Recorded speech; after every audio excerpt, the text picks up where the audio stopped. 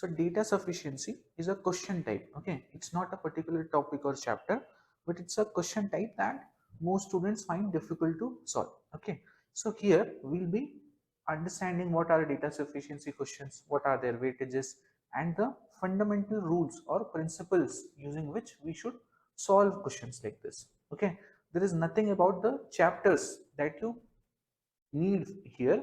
Only thing that you need here is to understand how you solve data sufficiency questions. All the underlying knowledge with respect to, let's say, some questions are from number system, some are from ranking, some are from ages, all that you will have in your respective topics. Data sufficiency questions are just a type of question. Okay, but most students find it very difficult to understand it and to solve questions from this. So what we'll be doing here is, first I will be introducing you to data sufficiency questions and the two types of questions that are asked and the basic fundamental rules about it. After that, we will start solving previous year questions. Okay, we'll solve all the previous year questions. There are around 37-40 questions. Okay, all of them we'll solve over the course of few videos, and then the entire part of this data sufficiency whatever will be absolutely clear to you and you will be confident about it. Okay, so let's get started. So first thing is data sufficiency basic, you know. Okay, so basically, instead of asking you what is the answer, what is the answer, for example, they give you a question that 3 to the power 20 divided by 7, what is the remainder? This is a normal question, and then the options are whatever 1 2 0 how jo bhi. So these are the four options. What you have to do, you have to calculate this and then get to the answer. This is a normal type of question. Now data sufficiency question actually are not asking you this. What they are instead asking you is that the question is something something. So let's say there is a question that which among these people is the heaviest.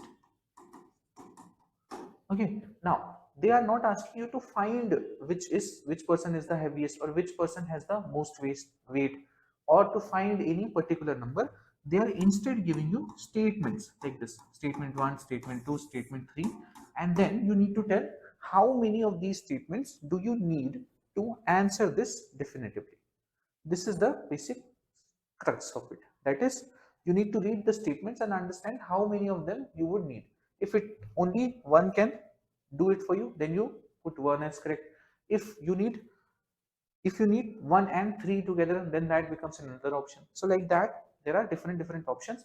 Basically, not about getting to the value or not asking you value directly. It asks you which of these statements is enough information for you to calculate something. Okay, this is data sufficiency questions. So first thing is, let's see its weightage or the type when this type of questions has been asked more and more. So this started in 2019 with 2 questions. Then they increased it to 5 questions in 2020. Then in 2021 it was 3, then 6, then 6, then 10, then 5. So basically, approximately, if you see, except for this 2024 where there were 10 questions, you can expect 5-6 questions that are usually involving this data sufficiency. Now of course they can also increase it. Okay, now this is not from a particular chapter. Of course the entire paper is mostly, the half the paper at least in mathematics and reasoning is from number system. So in data sufficiency also, most or at least half of the questions will be from the number system, but other than that also many more chapters are also involved. Okay, so this is about its weightage. Now once you get this, let's move to the second thing. Now we get to the fundamental rules. What are the fundamental rules that we should be following when we are solving data sufficiency questions? So first and foremost thing, that you should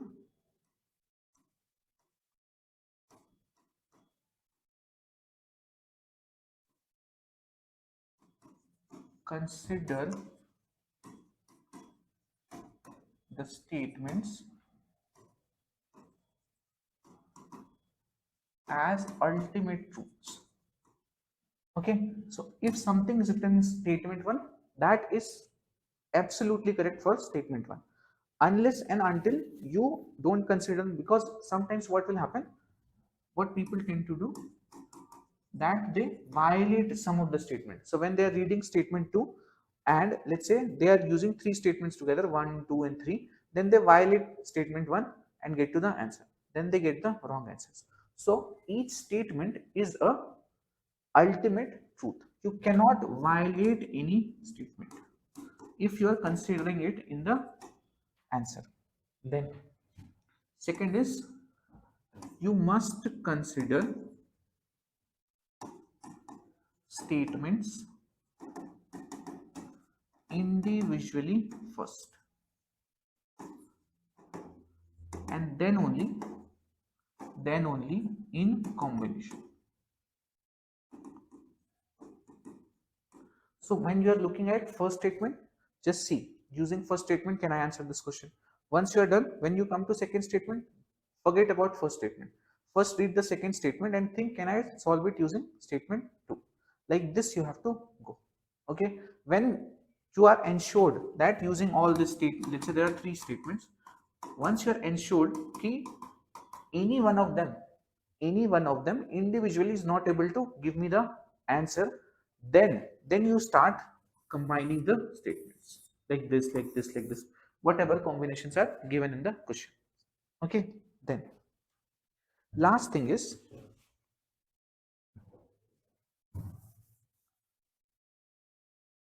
you need to treat it like a treasure hunt, and just to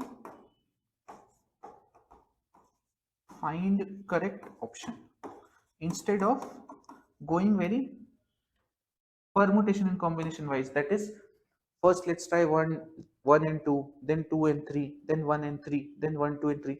You need not follow all these patterns. Okay, sometimes it will be suggested to you that you go this way, but that takes a lot of time. So what you should do is treat it like a treasure hunt. So you read the first statement, let's say all three statements are not working, then you think that 1 and 3 can sort of work together and get to the answer. Then think in terms of 1 and 3 directly and get to the answer. Otherwise you will be wasting a lot of time. Okay, so this is the third fundamental rule. Now after this, you need to understand the types of data sufficiency question. So actually in UPSC they are asking two types of data sufficiency questions. Now many people, or I can say most people, don't understand the difference between the two. Okay, so I'll try to make this clear to you. First thing, so first thing is, one type of question is which asks you for a value, for a value. Okay, for example, it will ask you some statements will be given to you about all the orders. Let's say A is heavier than this, B is heavier than that, like that. Then it will ask you who is the heaviest. Correct. Similarly, they can ask you what is that number. Some properties will be given to you. So like these questions are there. So ultimately, in value-based question, you get to a answer. So there should be one word or one number that you get to, and then you say this is the answer. Now, if here what you are trying to get to is, more correct word will be to get to a unique answer. Unique answer. This is very important in these questions. So who is the heaviest? So it has to be one person. Then what is that number? So you have to give one number. So here sufficiency, what does sufficiency mean here? Sufficiency here means one unique answer. And what is insufficiency here? When you will call that all these combinations or whatever statement is insufficient, when you get multiple answers. You understand this? So this is value based question. You will get to a unique answer. Sufficiency is when you get to single unique answer, then only it is correct. Otherwise, if it is, it will be called insufficient when you get multiple answers like that. Understood? So you're searching for that combination or that statement which gives you one unique answer. This is the main point of it. Then there are other kind of questions that are based on yes or no. Okay, yes or no. For example, they will give you something, then they will ask you eventually, p is p a prime number, or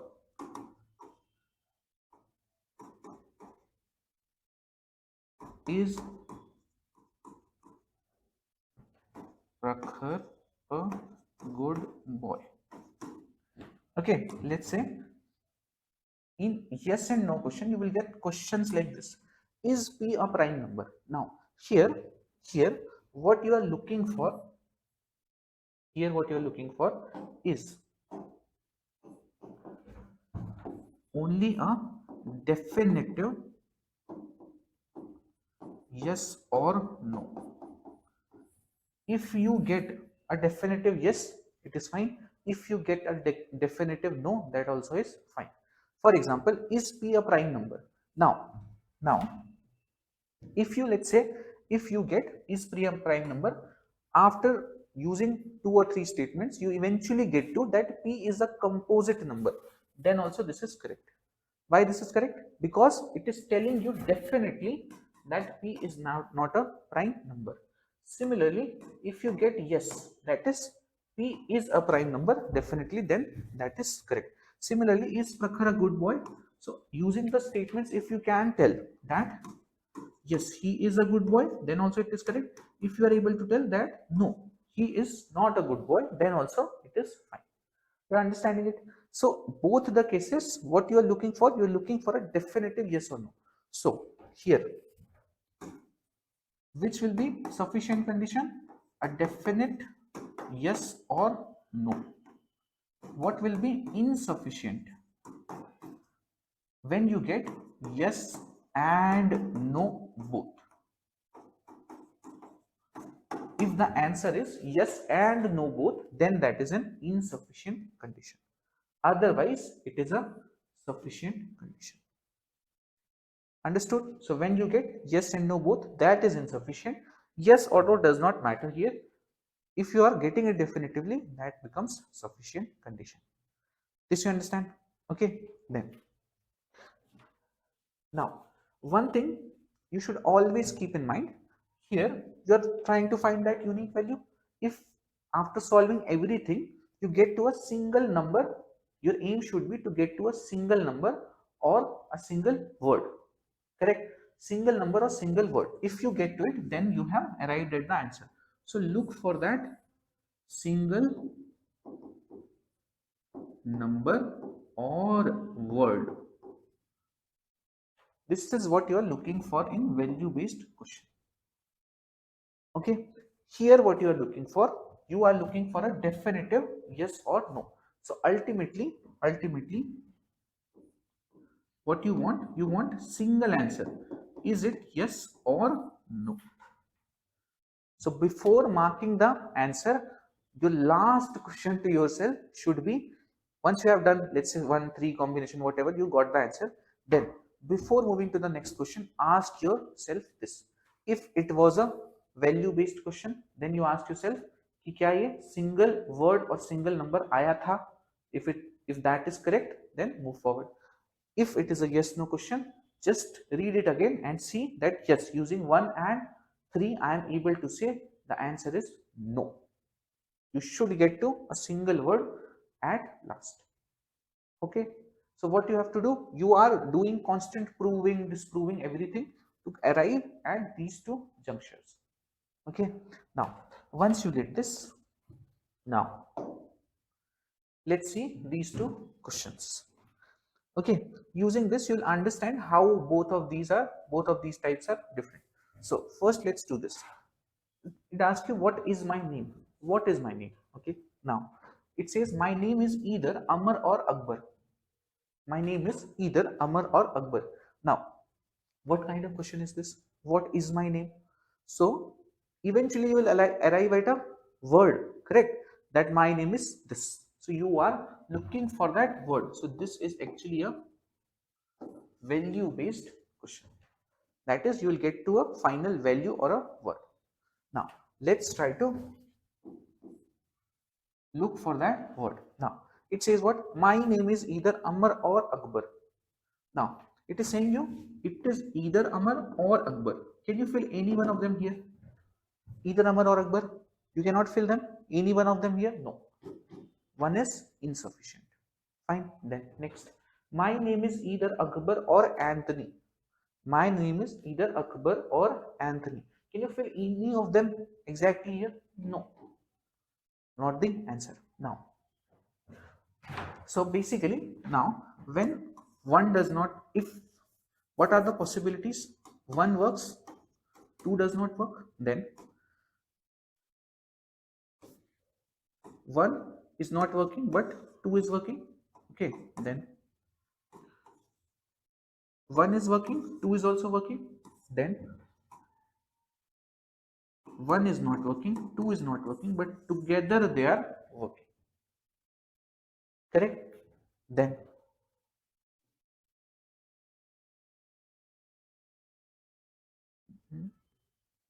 yeah, and last will be one is not working, two is not working, together also they are not working.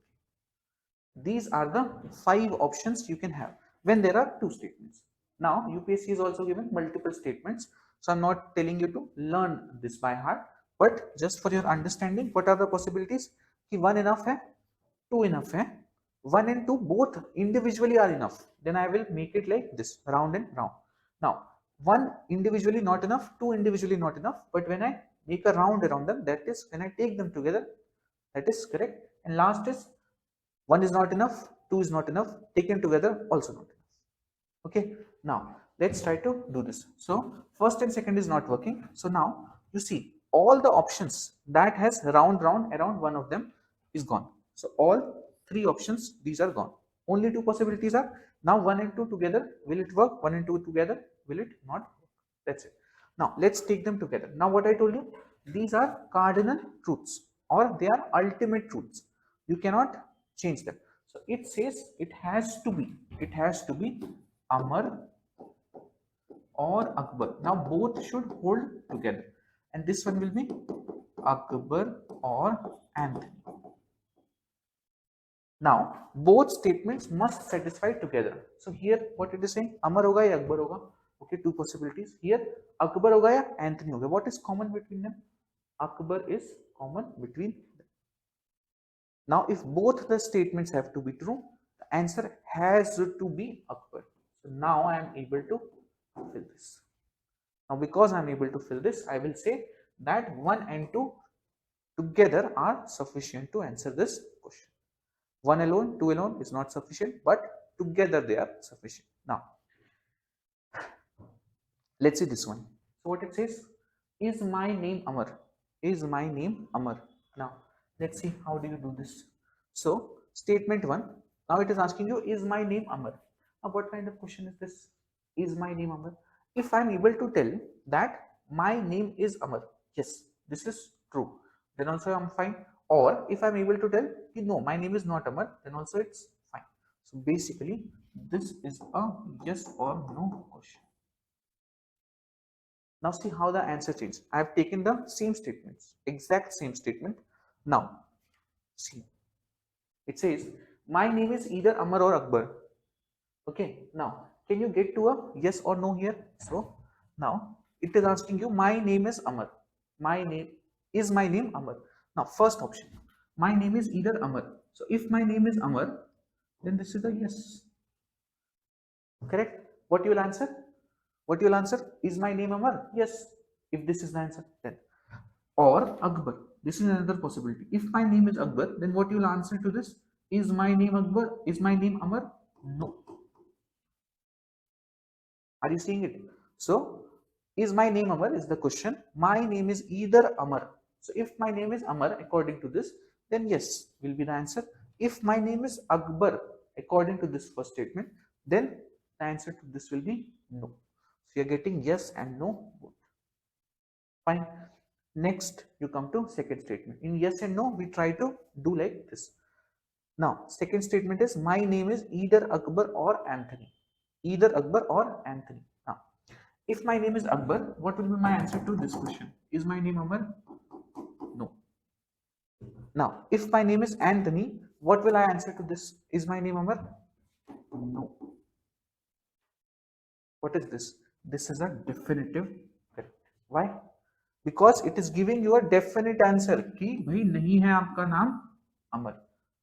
Is my name Amar? No. If you get both same, then that statement is enough. So here answer would be 1 is not enough.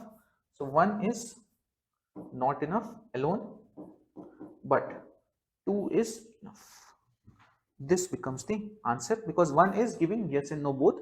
This is giving no and no, which is also a possibility. No problem. Understood? Okay. So this is how you do yes and no questions. Understanding the difference between them is important.